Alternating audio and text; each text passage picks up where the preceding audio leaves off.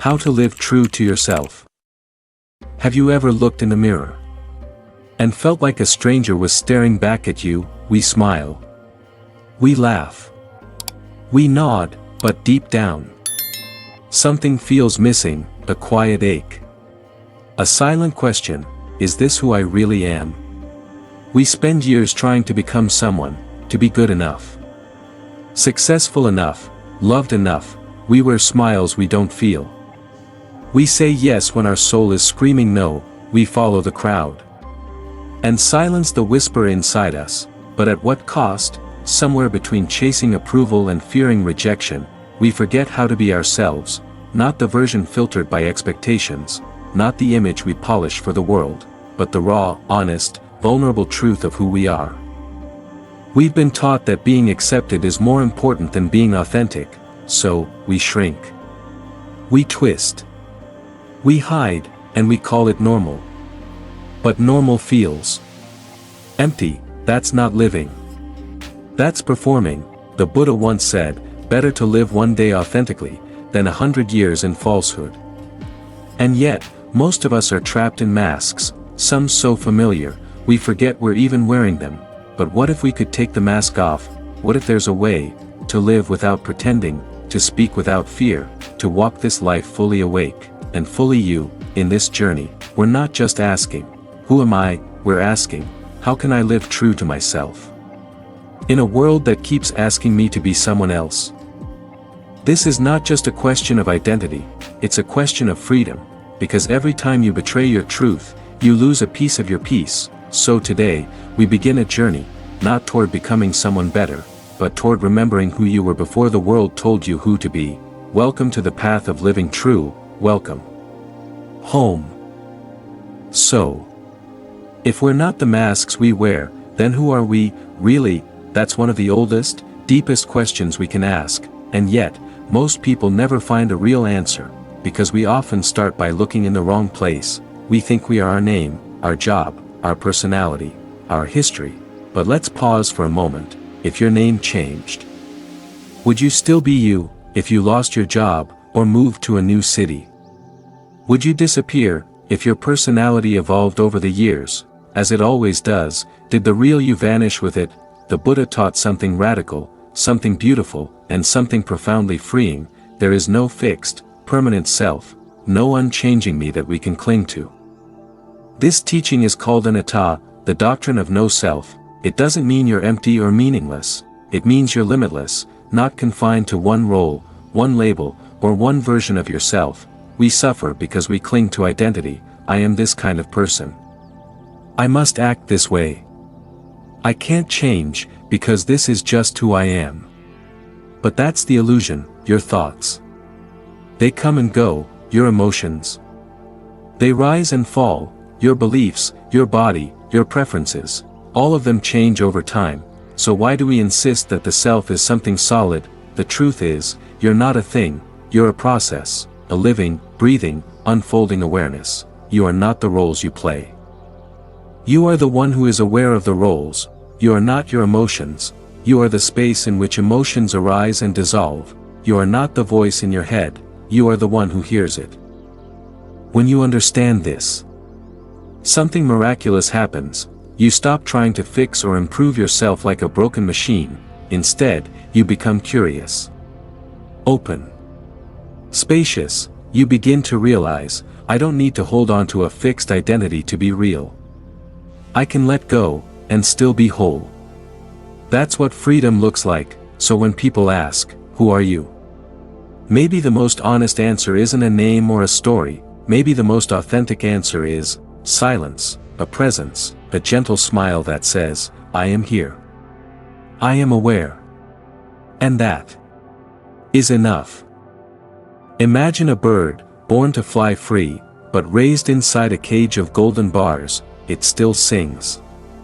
It still breathes, but it never really soars. That's what it's like to live under expectations. From the moment we're born, the world begins to tell us who we should be. Be a good child. Make your parents proud. Fit in. Stand out. Don't be too loud. Don't be too quiet. Be successful. Be impressive. Be normal. Be special.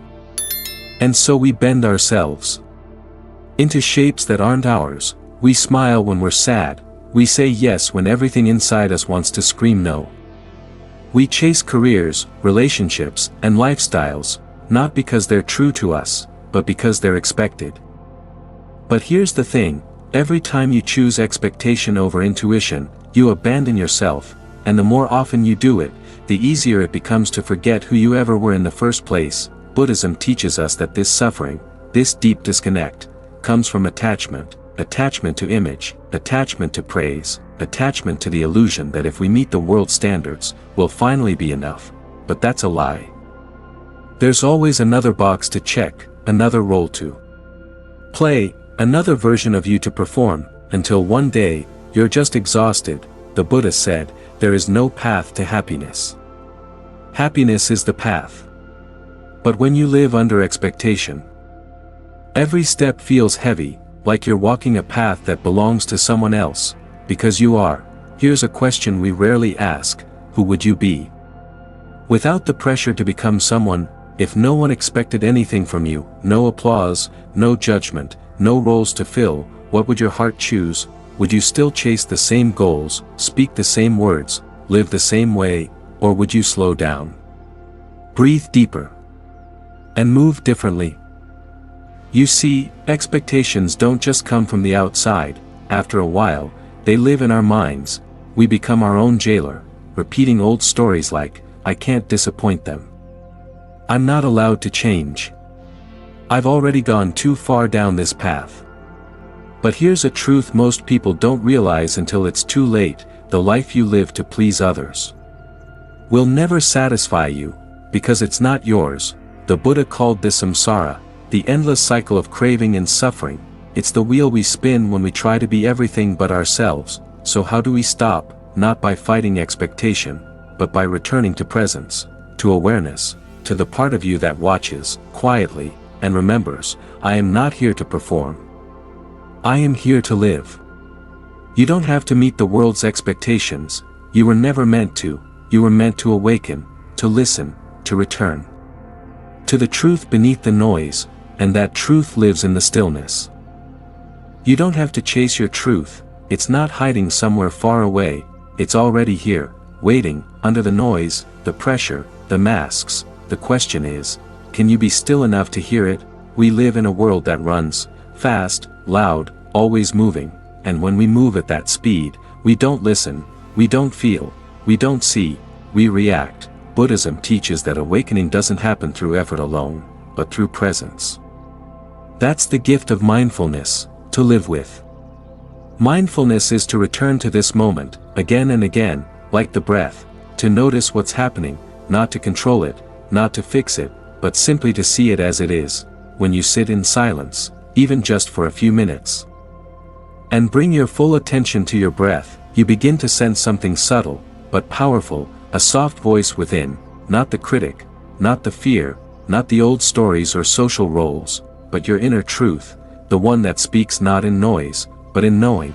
Thich Nhat Hanh once said, feelings come and go like clouds in a windy sky.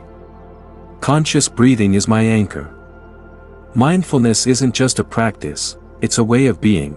It's how you remember who you are, moment by moment, without needing to define it. It's how you sit with joy, without clinging, with pain, without running, with yourself, without pretending. When you're mindful, even washing a dish or walking to your car becomes a moment of truth. Because in that moment, you are fully here, no mask, no script, just presence. And in that presence, something beautiful happens. The need to impress begins to dissolve, the chase for identity begins to fade, and the truth that's always been there starts to speak. Mindfulness is not a technique to fix your life, it's the doorway to live fully inside of it, to feel each breath, to notice the subtle tug when you're about to betray yourself, and pause instead. That pause is power. It's where you stop reacting, and start responding, where you shift from automatic to authentic, and over time, those moments of awareness build into something sacred, clarity that says, I don't have to become someone else. I don't have to keep up. I just have to come home.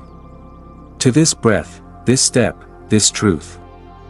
This is how we awaken, not by escaping the world, but by returning, over and over, to what's real. You don't find your true self out there, you remember it, right here.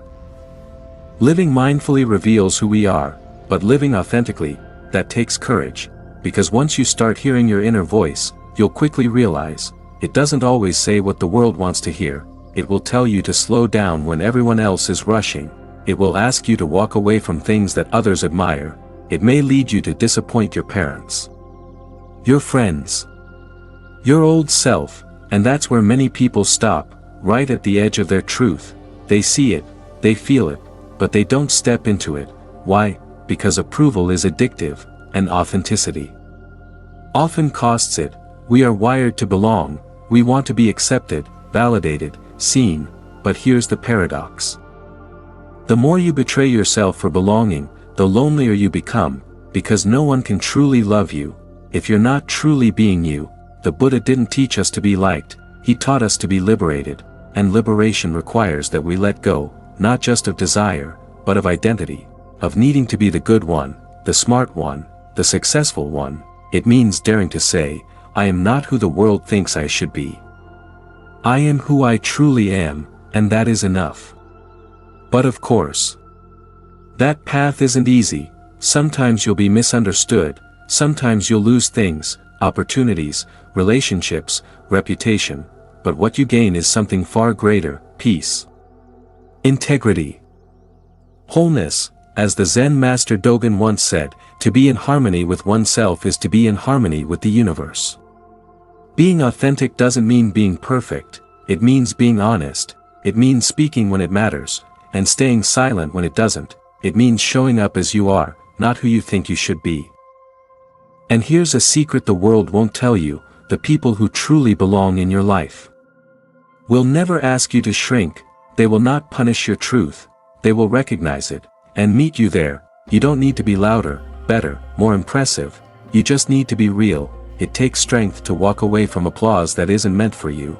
It takes faith to sit alone while your soul catches up. But with every authentic step, you reclaim your life. You no longer live for someday.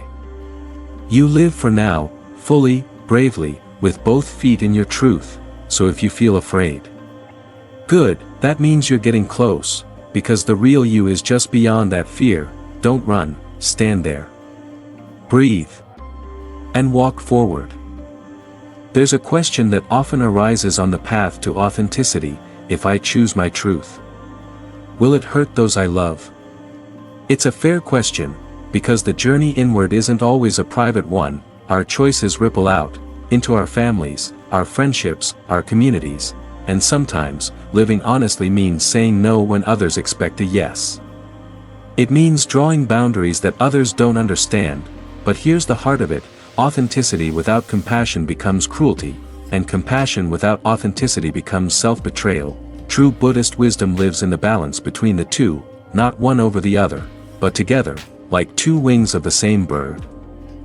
As the Buddha taught, whatever words we utter should be chosen with care, for people will hear them and be influenced by them for good or ill. So how do we speak our truth without causing unnecessary harm? We begin with intention. Ask yourself, is what I'm about to say rooted in ego or in love? Do I want to punish, or do I want to free? Am I pushing someone away, or simply drawing closer to myself? Because truth doesn't have to be a weapon, it can be a mirror, a light, a path forward, not just for us, but for those around us. And when we deliver our truth with kindness, with patience, with presence, we invite others to do the same. Living compassionately means realizing this. Everyone is on their own journey. Some are just beginning to wake up, some are still clinging to their masks, and that's okay.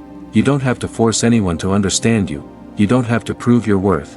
All you need to do is live your truth, gently, consistently, with love.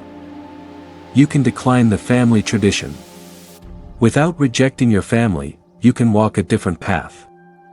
Without looking down on theirs, you can disagree. Without disconnecting, this is what compassion looks like in practice: holding your ground without closing your heart, choosing honesty without losing empathy, letting go. Without turning cold, it's not easy. Sometimes your truth will create discomfort, sometimes your growth will trigger others' pain, but that pain doesn't mean you're doing something wrong, it means something old is being questioned, and when questioned with kindness, it can transform. Thich Nhat Hanh said, when you plant lettuce, if it does not grow well, you don't blame the lettuce, you look for reasons, the soil, the water, the sun, so too with people. If we understand, we can love. So understand, speak with care, and love without needing to shrink yourself, because your truth is not a rejection, it's a return, and those who truly walk beside you, will meet you at that place, maybe not today, maybe not tomorrow, but eventually, when they're ready. They will see, your honesty was never an attack, it was a gift that says, I love you enough to be real with you, and I love myself enough to stop hiding. We began this journey with a question, how do we live true to ourselves? And through every chapter, we've stripped away the masks, we've stepped out of the noise, and we've remembered what it feels like, to simply be, no pretending, no performing, no more chasing after versions of ourselves that were never real to begin with. We've learned that true authenticity is not a rebellion, it's a return, a coming home to the quiet, unshakable truth within us, the part of us that was never broken, never lost, only buried under layers of fear, doubt, and conditioning. Living authentically doesn't mean you have all the answers, it means you're brave enough to ask the right questions, to sit with discomfort, to let go of who you were, in order to become who you truly are. And that journey, it's never really over, because every day, the world will tempt you to leave yourself, but every breath is an invitation to return to stillness, return to truth, return to you. As the Buddha said, no one saves us but ourselves. No one can and no one may, we ourselves must walk the path. But here's the beautiful part, you don't have to walk it alone. In this community, right here, right now, there are countless others, just like you, choosing to wake up, choosing to live gently, deeply, and truthfully. So if this journey touched something in you, if it helped you breathe a little deeper, or see yourself a little clearer, don't keep it to yourself. Like this video, share it with someone who might be quietly searching for their own truth, and if you haven't yet, subscribe to this channel, Zen Buddhism Wisdom, where we share soulful reflections, Buddhist teachings, and real stories that light the path inward. Don't forget to turn on notifications, so you don't miss any moment that might just change your life, and more than anything, take what you've learned here, and live it.